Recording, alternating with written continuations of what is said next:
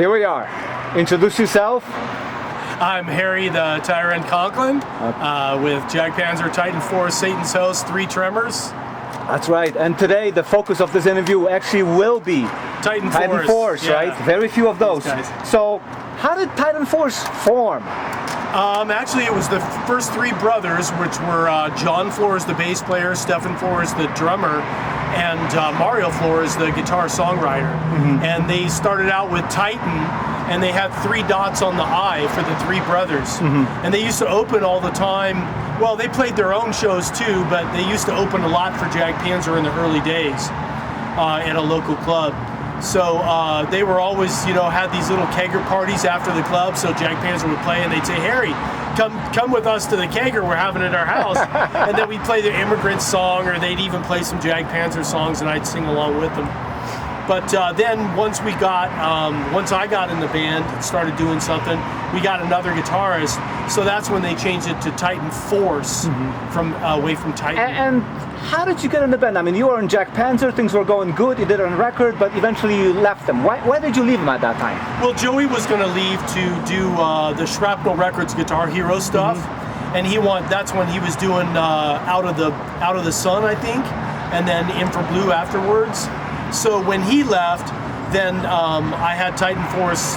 Jag Panzer weren't really writing material then, and we had just got Butch Carlson in the band, and so I said, well, you know what? Let me do a few songs with Titan Force, and then Jag Panzer just didn't do anything.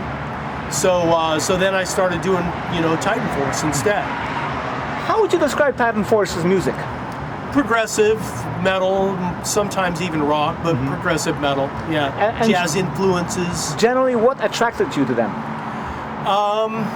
Just because we were friends, we were just partying together all the time, and they were always at the clubs and always at the gigs, and they were just good friends of mine. So when they said, "Hey, we got these original songs," and I said, "I'm not really doing anything with Jag Panzer, so let me keep busy."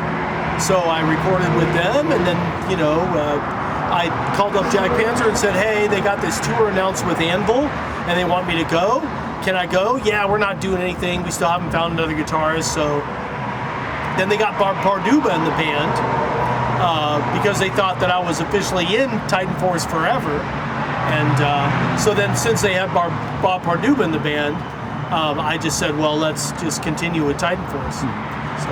2 years after you joined, the first album came out. Wanna show the record? Grab it. Yeah, it was already this first one here with the Springs. Yeah. What can you tell me about this album? Yeah, well, we were playing Chase Your Dreams and Blaze of Glory for about a year before this album came out, and Master of Disguise. So we were all familiar with a lot of these songs, and we recorded it locally in Denver, just about an hour drive away. And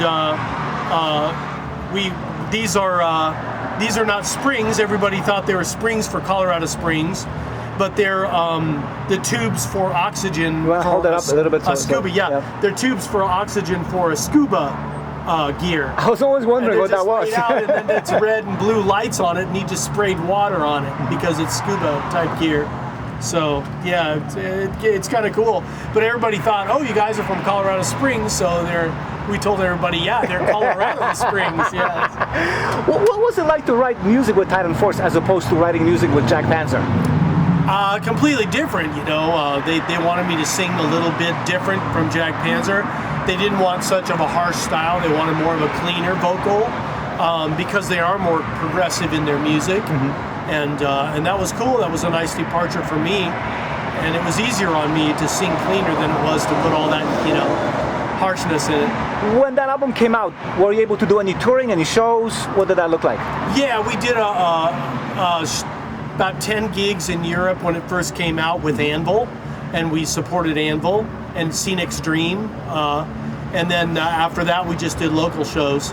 Never did any large-scale touring and stuff in the States, because everybody was focused on different bands by then.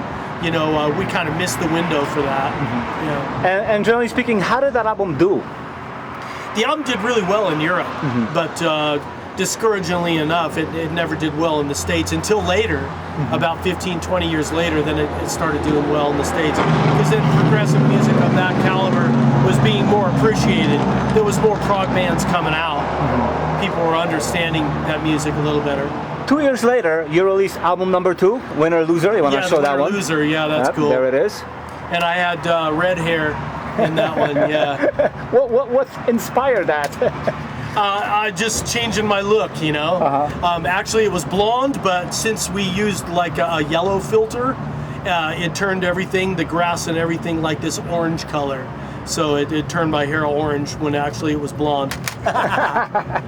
What can you tell me about album number 2? Album number 2, we did Eyes of the Young. Was made by Bill Richardson. He was the additional guy in the band. He also showed up for the Titan Force album originally, but he was now starting to write songs. And he did Eyes of the Young, and also he wrote One and All. And he did a really good job on that. He also wrote a couple songs later on that were just unreleased on a demo, Wrong Side In. And yeah, he added a lot to the band. We were really matured in our sound by then, and we were real happy with what came out. Dreamscape was a little bit kind of ethereal and wild, but yeah, we still stayed with the theme of Titan Force. The album came out aggressive, you know, kind of prog sound. That album came out in 1991. Not the best time for rock bands, metal bands. How did you go about things? Well, you know, that's just the time that we invented these songs, so that's why it went really well in Europe, but it didn't do too well in the States because everybody was into hair bands and stuff at that time, and they didn't want, you know, our sound wasn't tasteful for the U.S. market. Any touring for this album? No, we just did a few shows on and off, and that's it, just a few shows. We wanted to get on tours, but it just wasn't happening for us. It was too pricey for us to fly to Europe, especially 5 guys. You know, same thing with Jag Panzer. It was difficult to do tours because back then the flights were just crazy. Now, the next thing that Titan Force did was a demo in 1994. What can you tell me about the music? How progressing was it?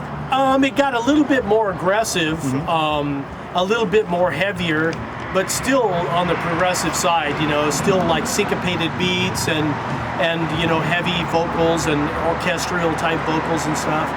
But we only did 4 of those songs, and then we were going to expand on it. But you know, that's when Jag Panzer asked me back into the fold, and I did For Judgment for Jag Panzer. So they loved the band so much, or Titan Force loved Jag Panzer so much that they were like, you know, hey, we really respect you, and we're really not, you know, we can't really write any more songs. We're stuck at these 4, so why don't you go ahead and just do the Jag Panzer thing.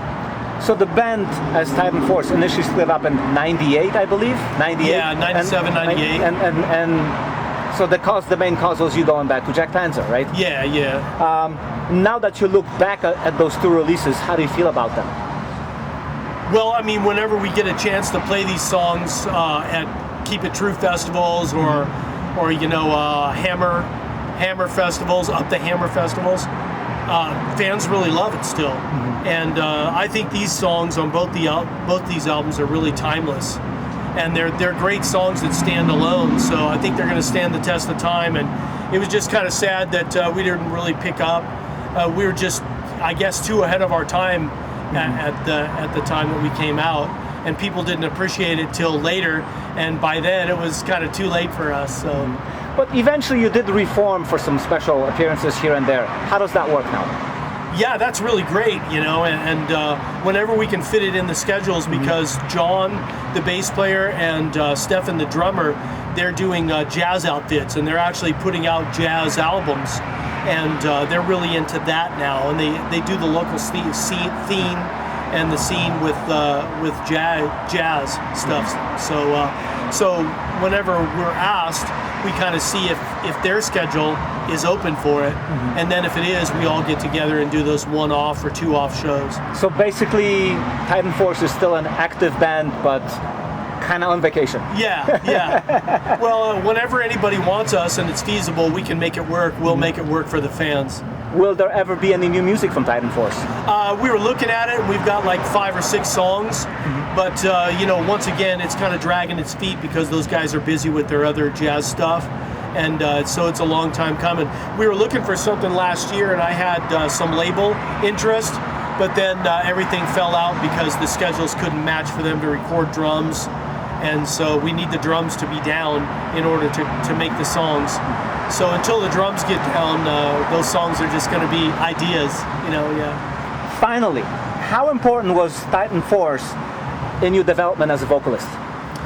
I think really important because it allowed me to clean up and you know, go different places, do more choral arrangements, and so it really helped me out a lot. I was kind of in a slump with my voice from Jag Panzer because I was only doing the one thing. But in order for me to do something different, it kind of allowed me to grow and stretch and reinvent my voice in a certain way. Yeah. Thank you. All right, you're welcome.